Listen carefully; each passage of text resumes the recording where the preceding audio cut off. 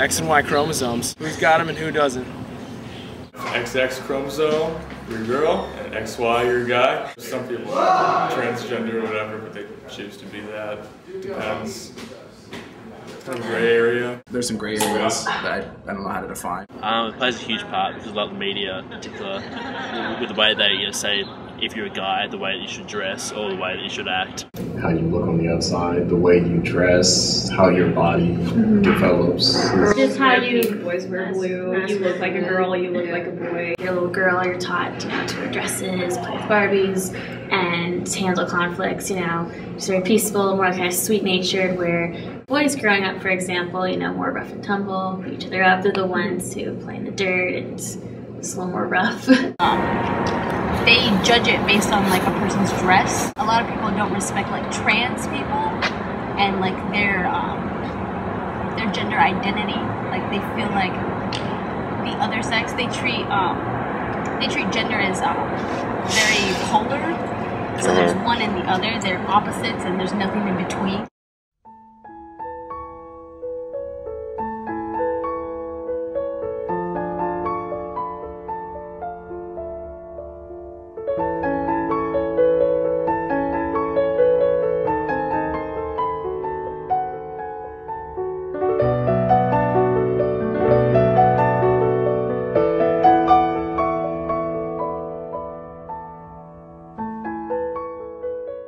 The family's context is like my father works outside and my mother stays at home. So my mother is a housewife. So I used to have men should work outside and get lots of money, and his wife should support him and cook for him and do laundry, do whatever, like small stuff for him. How men and women has to be. Throughout the history, Japan, women have to be like real women. So I mean, women have to do housework, raise children, and have to get married, and have enough money to like support families. Yes.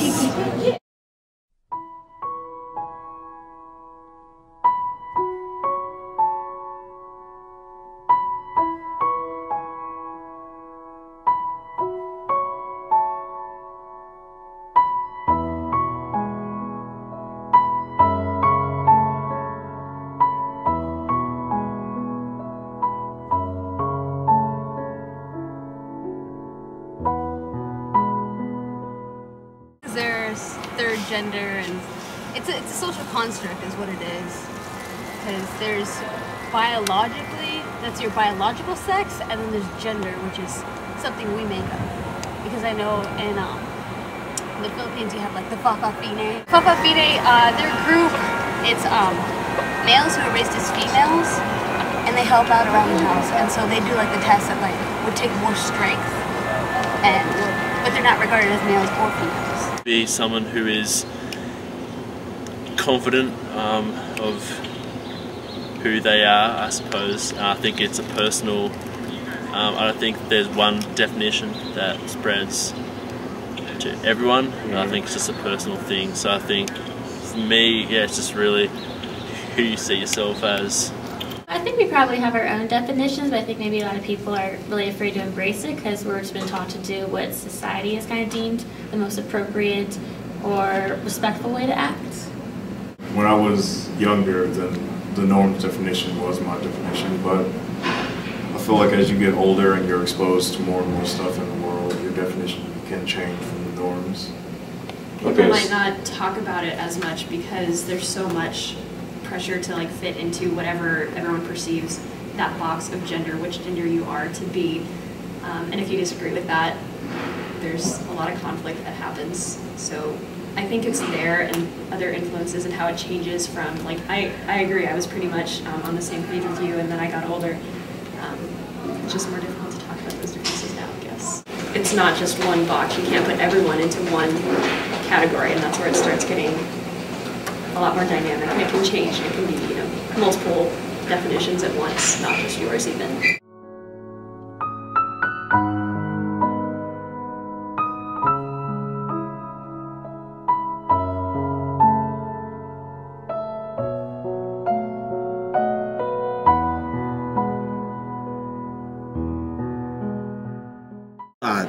My definition of gender is actually I don't think there is the term of gender, because in the recent time lots of women have a job now, and men, in contrast, men stay at home and cook. So I don't know, there is no gender for me. And I hope the world is like that. I don't know discrimination.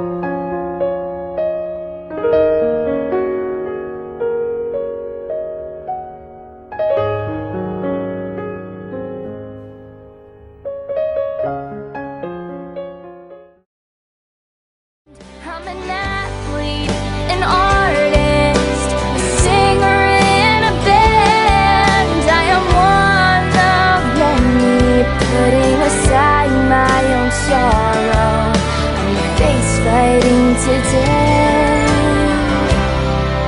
for a future tomorrow.